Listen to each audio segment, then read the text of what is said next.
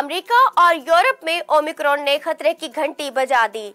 America में एक रोज में रिकॉर्ड 5,12,500 केसेस रिपोर्ट। ओमिक्रॉन के केसेस की शरह 58.6% रिकॉर्ड। नई दिल्ली में ओमिक्रॉन बढ़ने पर इज्तिमाआत पर पाबंदी, निजी दफातर को 50% स्टाफ के साथ काम करने की हिदायत। पाकिस्तान में कोरोना मजीद 6 अफराद की जिंदगियां निकल गया। मजीद 348 केसेस रिपोर्ट। मस्बत केसेस की शरह 0.87% रिकॉर्ड। ओमिक्रॉन भी पाकिस्तान में फैलने लगा। मुतासरीन की तादाद 75 हो गई। हुकूमत अवाम पर फिर से बिजली बम गिराने को तैयार।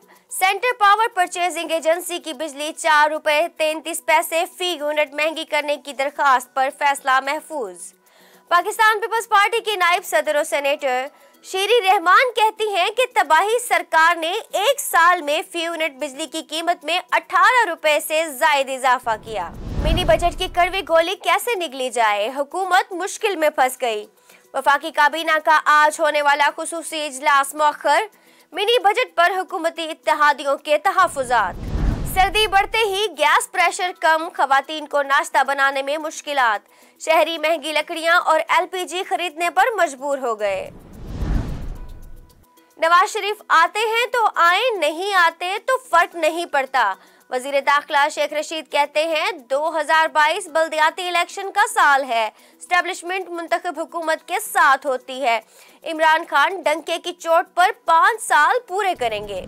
अमरीकी रियासत कोलोराडो में फायरिंग के मुख्तलिफ वाकयात में 5 अफराद हलाक, पुलिस अफसर समेत 3 अफराद जख्मी।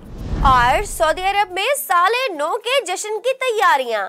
31 दिसंबर की रात रियाज में खुसूसी कॉन्सर्ट होगा। मकामी और दीगर गुलकार परफॉर्म करेंगे।